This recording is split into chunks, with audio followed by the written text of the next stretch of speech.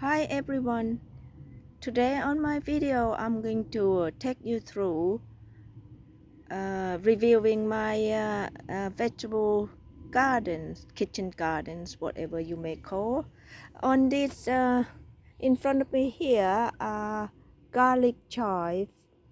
Garlic chive is very well known in Asian kitchens, which is very widely used in Asian cooking. They have the aroma of garlic, but they have the likeliness of the chive, the fine leaves and the fine stalk. They look similar like chive, but they have the smell of garlic. And next to it, you can compare this normal chive, which it have now flowers. There's more like onions, isn't there? But the garlic chive, the flat, the leaf rather flat, no, not tubular like this. These are tubular, just like uh, onions, isn't there? So that's what the difference. But similarly used in the cooking dishes. So in could be in salads, could be in many other Asian dishes, which is I'm growing in my garden. This is must be fifth years, and then it's doing so very well. It's in the winter it just gone down next to nothing. It just you don't really can tell, you can't really can tell they are still here. But come springs, when the all the ground frost uh, uh, when no ground frost, they would just come up every year. So I'm very pleased with this plant. So give me a lot of joy eating and cooking and using it in my many dishes. And the good thing about this garlic chive, the more you cut, the more it grows and grow even stronger after you cut. As you can see, I've been cutting them. This season I cut about 4 times already. Even I don't use it myself, I cut them and then I give to my friends, I share with my friends.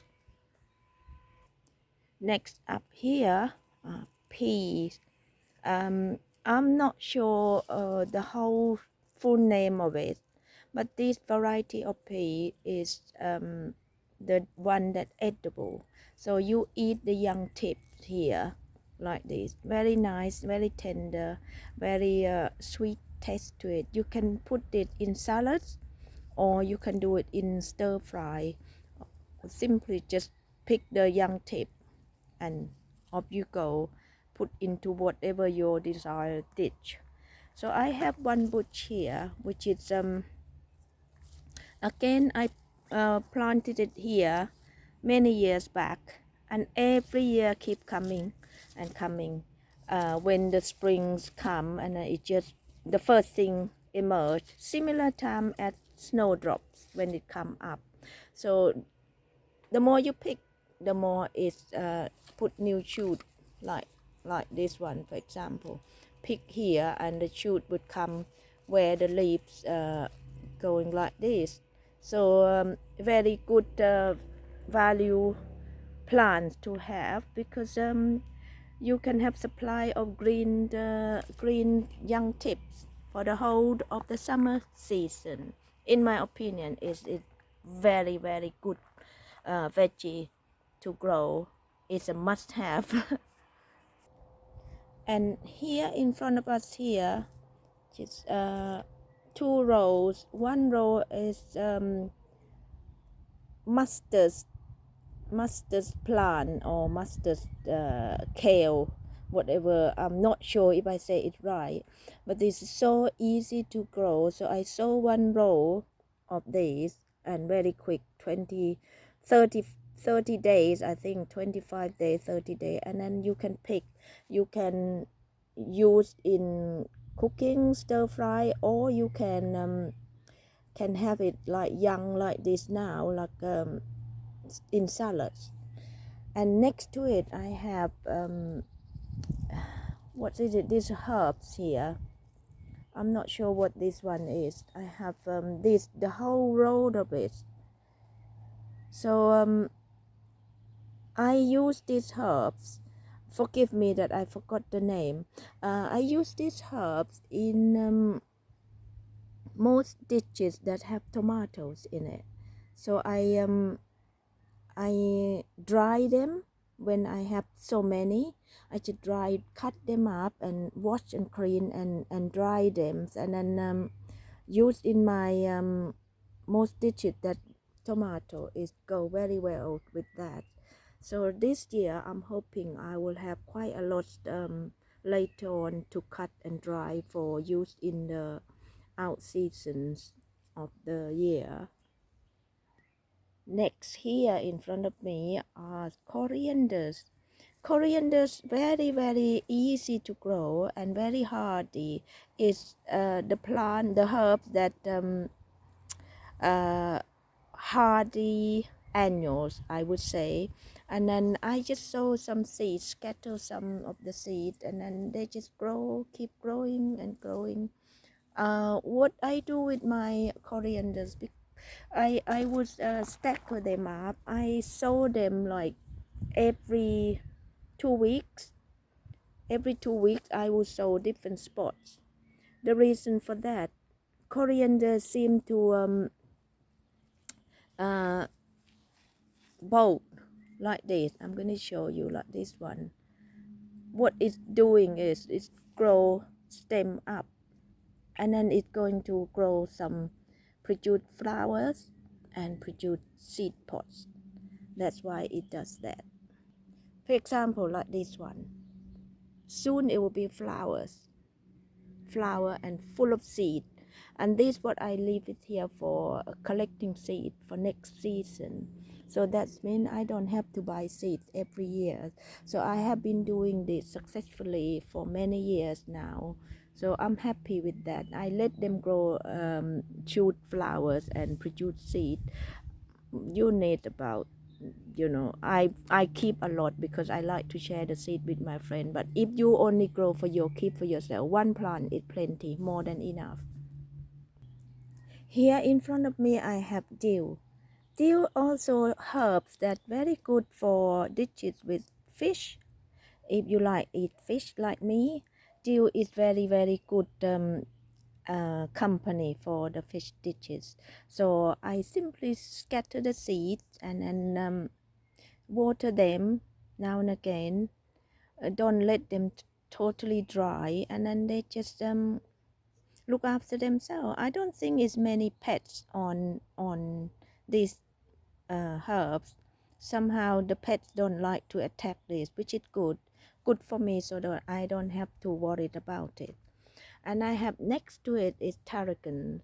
Tarragon is also I use in a lot of dishes. When I have a lot of young shoots like this, I cut them and then chop them up and sun dry. I pick the very sunny days and do so, and keep them for my mixed herbs or dry herbs with for my cooking, and used in the out season when I don't have fresh one. On this section, I'm newly sold some radishes. Radishes are very easy, very quick crops to quick harvest. And then I sow small patch like that, and just enough for me. So I stagger them. I sow every 2 weeks, 3 weeks, and that means I have continuous of my radish for my salad. So this is about a week or nearly 2 weeks old. So soon it will be like 35 days it will be ready to harvest. This is very good for people who like eating radishes like myself. and I will take you to the next bed. On this section, as you can see, my cane is I try to grow peas, and I tie them to the cane. I made nice frame for them to climb on, but not very lucky this year. The birds have attacked them. Pigeons, I think, mainly eaten all the leaves and only left me stems. I'm going to show you here what's it left with, and I'm not sure if this going to ever um, recovers and produce any pea for me. But some young shoot here, maybe it might. But disappointed. This year is the birds seem to love this pea, so somehow it's no luck. All that lost. But next to it I got dwarf beans. It's flowering, so hopefully it will give me some chance to enjoy it. Some start to flowers, so I plant them companions one another. In this section I got quite a few things, so that's peas, that dwarf beans, and at the ground level I have got, oh, look at it, they're ready to pick. They are radishes, which is perfectly fine to grow among, because at the ground level you just sow them randomly and you will, they're so easy to sow. That's why, see, very easy, they are ready to pick. So I saw all these radishes at a ground cover, so that means my plot small and compact, but I got a lot of plants in it ongoing. Radishes will be picked and eaten well before all these things will produce their bean. I got not only peas, I got some runner beans I put in place of the peas that been eaten by the pigeons. So I planted runner bean in its places. So on this row I have got almost covered the whole row of the missing peas that eaten by pigeons. So I got runner bean, which is doing rather well here. So hopefully the runner bean will be successful. We will see later on in season. So this what I try to achieve at the little area I got. One big bed, but I try to pack it in with lots of things, whatever I can. On this section I have some green Chinese cabbage. I won't wait for it to grow mature. I'm going to pick them today when they're young and tender, like this, the side like this, because the bird would come and peck them, so I have just take the cover off, because if I didn't cover with netting, the bird will peck all the leaves. I would not have any chance. So for that reason, I'm going to pick them very young while they're still nice and tender and put into my stir-fry dish today. And here come the amaranth. Beautiful foliage. It's a vegetable.